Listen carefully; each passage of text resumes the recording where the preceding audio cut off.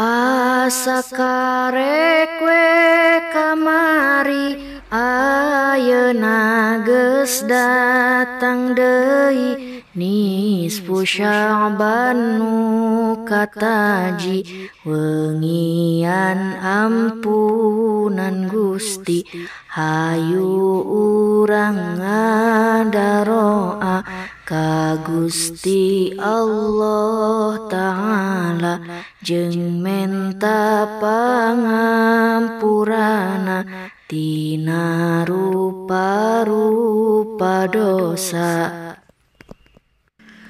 Lobakeun istighfar takbir tahmid sholawat jeung dikir hatena sing bener hadir ti ayeuna urang mikir yu urang silih hampura tina salah reujeng dosa kanu jadi ibu rama tatangga reujeng baraya. Dina wengi nisfu Sya'ban ditutup buku catatan